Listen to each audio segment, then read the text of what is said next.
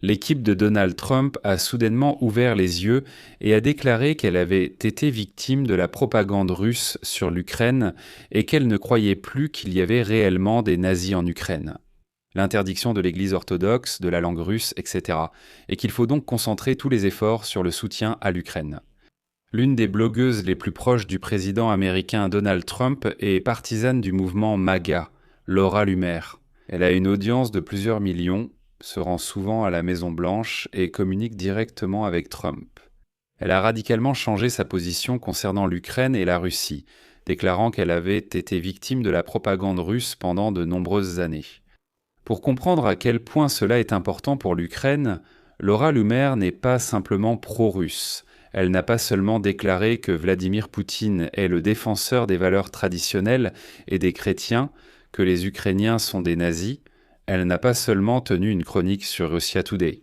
Non, elle est tellement influente que l'on raconte. C'est précisément sur ces indications que Donald Trump a un jour limogé tout un général, Jeffrey Cruz, le chef de l'agence de renseignement unifiée, ainsi que le conseiller à la sécurité nationale Mike Waltz, si vous vous souvenez de lui, et encore d'autres. Seulement quelques fonctionnaires américains. Laura, c'est bien ça? Salut, Laura. Eh bien, tu es incroyable. Quel esprit tu as?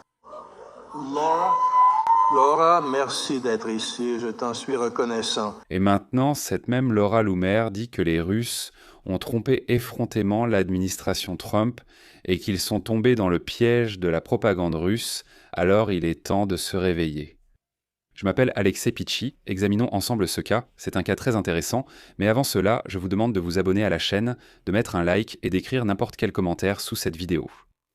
J'ai été tellement anti-Ukraine pendant si longtemps et waouh, nous sommes tombés dans le piège de la propagande russe et moi aussi je suis tombée dans la propagande russe. Ainsi, l'Ukraine a trouvé un allié tout à fait inattendu dans l'entourage de Donald Trump, Laura Loomer, et c'est un réveil absolument incroyable dans l'entourage de Trump.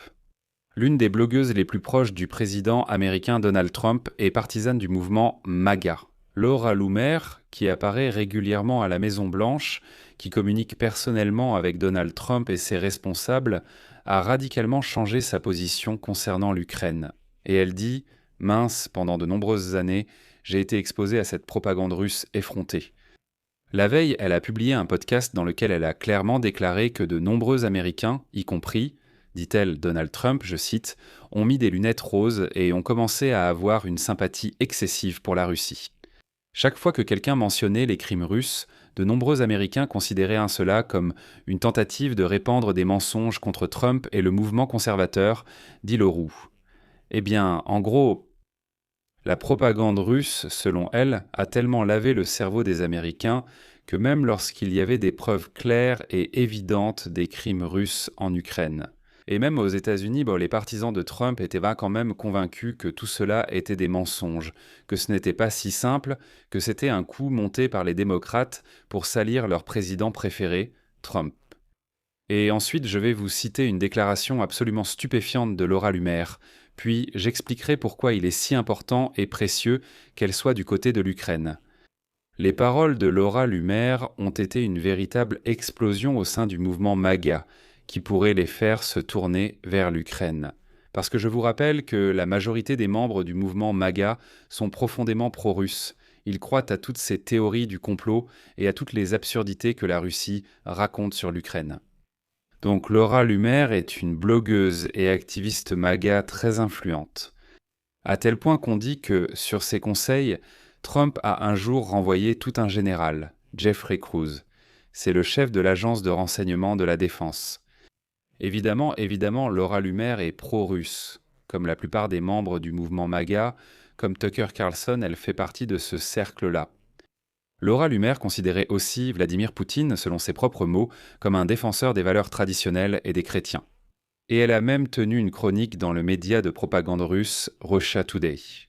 De plus, lorsqu'elle écrivait pour le média russe Russia Today et recevait de l'argent des Russes, elle croyait fermement que la Russie lui offrait ainsi la liberté d'expression que l'Amérique sous les démocrates ne lui accordait pas.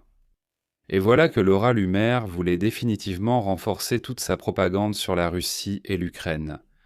et elle a envoyé son correspondant, Andrew Moore, en Ukraine, notamment à Odessa et à Kiev. Eh bien, l'idée était qu'il montre vraiment, vous savez, les nazis dans les rues des villes ukrainiennes qui auraient interdit le christianisme, tuant des prêtres, interdisent donc la langue russe, et ainsi de suite. Bref, c'était ça l'idée. Laura a avoué qu'elle doutait beaucoup de l'opportunité d'envoyer son correspondant en Ukraine, car elle avait peur d'être détestée à cause de sa position anti-ukrainienne. Tout le monde en Ukraine le sait, si mon correspondant vient ici, ça ira mal. Pourtant, elle a décidé de venir. Et quand son correspondant est revenu d'Ukraine avec une tonne de documents, elle les a regardés et, pour le dire gentiment, elle s'était sidérée. Et maintenant, je vais citer mot à mot Laura Lumer, pour que vous puissiez comprendre vous-même toute la profondeur de cette révélation. Now when I... Maintenant, quand je vois qu'on dit qu'il faut dénazifier l'Ukraine et que nous devons continuer notre guerre brutale contre l'Ukraine, Maintenant, quand je vois les Russes dire des choses comme « nous devons dénazifier l'Ukraine » ou « nous devons continuer notre guerre brutale contre l'Ukraine », alors qu'ils prétendent être un pays chrétien orthodoxe, ils tuent des milliers, des centaines de milliers de jeunes chrétiens en Ukraine. Et en plus, ils soutiennent de vrais néo-nazis aux États-Unis, en faisant des clips de leurs podcasts. Je me dis, waouh, nous sommes tombés dans toute cette propagande russe. Je suis tombé dans la propagande russe. Alors, quand Lumer Unleashed a eu l'opportunité d'envoyer un correspondant en Ukraine pour qu'il se rende sur la ligne de front et rencontre des responsables ukrainiens. Et il y avait beaucoup de sénateurs américains là-bas. Lors de la conférence de sécurité d'Odessa, Andrei Moore m'a demandé si j'approuverais l'envoi d'un correspondant en Ukraine. J'y ai réfléchi un moment. J'avais des doutes à ce sujet car je me demandais ce que les gens allèrent penser de moi. Pendant si longtemps, j'ai été tellement anti-ukrainienne, je répétais toutes ces thèses en pensant que je disais quelque chose de juste, sans me rendre compte à quel point la propagande en ligne me manipulait émotionnellement, que ce soit en tant que conservatrice, partisane de Trump ou simplement citoyenne américaine. Donc, pour être tout à fait honnête, j'avais un peu honte d'envoyer un correspondant à l'étranger.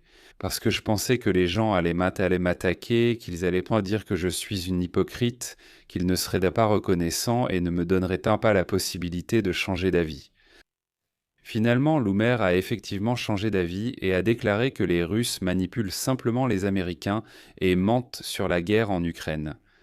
Et ensuite, Lumer dans son podcast, qui, soit dit en passant, est écouté chaque jour par environ 1 million d'Américains.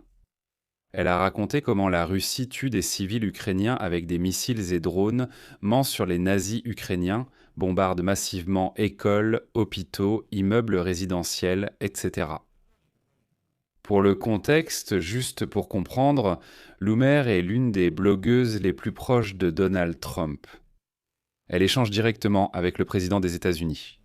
Elle apparaît dans le bureau ovale et peut même donner des conseils à Donald Trump sur des décisions en matière de personnel.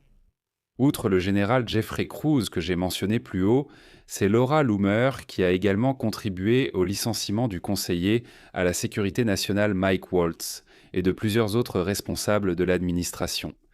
Trump l'écoute bêtement comme une source d'informations véridiques. Et là, 2 facteurs ont coïncidé. Le changement de position de Loomer a pu être influencé par la visite de la blogueuse et militante politique Candace Owens à Saint-Pétersbourg, à ce forum économique après lequel elle a fait l'éloge, selon ses propres mots, de la grandeur de la Fédération de Russie. Et d'un autre côté, le voyage parallèle de son rédacteur personnel à Kiev et à Odessa, précisément au moment des bombardements russes les plus massifs. Et vous savez, il est bien sûr difficile de dire pour l'instant si le changement d'opinion de Laura Lumer est situationnel ou si c'est le début de son évolution et de sa prise de conscience de ce qu'est réellement la Russie. Est-ce simplement une illumination de 7 minutes ou bien Laura Lumer va-t-elle maintenant, comme on dit, commencer à transformer le mouvement MAGA de l'intérieur et le rendre plus pro-ukrainien ? Quoi qu'on en dise, elle est l'une des figures les plus controversées du monde conservateur des États-Unis d'Amérique. Mais on l'écoute. Encore une fois, elle a une audience assez énorme. Et un tel aveu de sa part concernant la propagande russe peut déjà amener beaucoup de gens à au moins réfléchir. Donc même si c'est situationnel, Laura Loomer est devenu un allié inattendu et utile de l'Ukraine, au moins pour un certain temps. Et c'est très important.